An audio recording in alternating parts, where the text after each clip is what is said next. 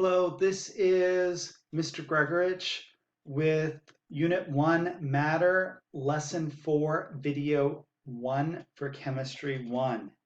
In this video, we're going to use the flow chart that's on the next page of your packet. Looks like this. And we're going to talk about the different ways that we can categorize matter based on how we can separate it. So we have matter here to start with, and we're going to ask ourselves a question. That question is going to be whether or not it can be separated by physical means. What I mean by that is, can we do a physical change to this to separate out different matter? We're going to take the no side first. So matter that cannot be separated by physical means is called a pure substance. So we're going to ask one more question in order to break down pure substances into two categories. Can it be separated by chemical means? So can we conduct a chemical reaction or change to that pure substance to get it to break apart? If we answer yes, we have something called a compound. Examples of compounds could include water, table salt, glucose, maybe even ethanol. Those are all examples of compounds. Water, salt, those are pretty common. You're used to those. Water is H2O, so there's actually two different substances within that compound. But we cannot easily separate that by picking apart the hydrogen and the oxygen. We have to use a chemical reaction in order to separate it. So we actually have to use something called electrolysis to separate it in the hydrogen and oxygen gas. If we cannot separate anything or a pure substance by chemical means, we have an element.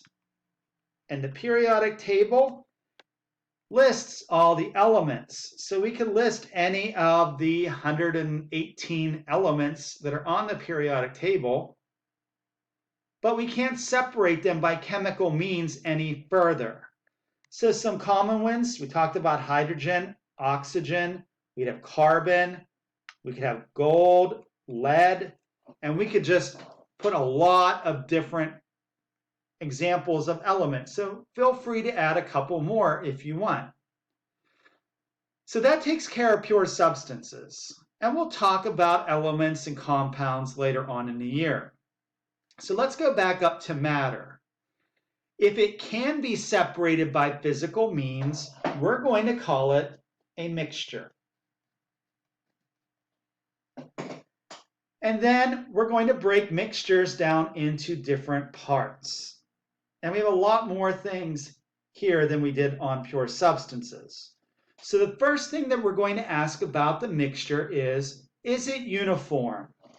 And that just means, does it look the same throughout? So if we look at this, does it look even throughout? We're going to take the no side first. So if it does not look the same throughout, it is going to be labeled heterogeneous. Hetero means different.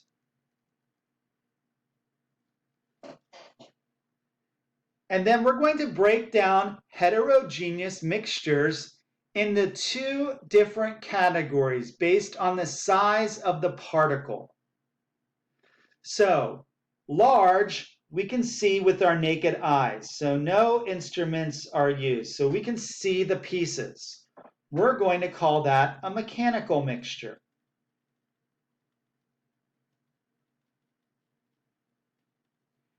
Examples of that, and I'll show you some of these in class, but granola, vegetable soup, Chex Mix, any kind of cereal that has different pieces in it. Granite. Even a mixed salad. We can see the different particles. It doesn't look the same throughout. We can actually separate it by picking it apart. So those are all really good examples, and we could list a lot more. If the particles are really small, they can even be somewhat microscopic. They might settle over time. We're going to call them suspensions and colloids. There is a difference between the two, but we don't have to worry about that. So examples of this could be muddy water. So the mud, little particles will separate over time and sink to the bottom. Paint. Paint is actually little wee particles of pigment suspended in oil or latex or water, depending on what kind of paint it is. Milk. Orange juice. Little tiny wee pieces of orange pulp dissolved or mixed with water. Even blood. We can separate blood by physical means, and we'll talk about that in the next video. So those are heterogeneous mixtures. Now, if we answered yes over here to is it uniform, does it look the same throughout, we're going to use a different prefix. This is termed homogeneous, with the prefix homo in front that means same. So homogeneous mixtures look the same throughout. They're also sometimes referred to as solutions. And we have a solid part called a solute that's dissolved in a liquid part called the solvent. But we have other forms of solutions. You're not responsible for them, but if we have a liquid dissolved in a gas like pop, it looks the same throughout. We could have a solid dissolved in another solid. We call that an alloy, something like 14 karat gold or brass. We could have a gas dissolved in a gas. You are breathing that in right now. There's nitrogen and oxygen.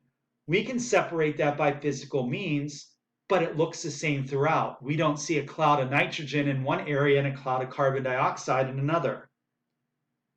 So those are how we can categorize matter.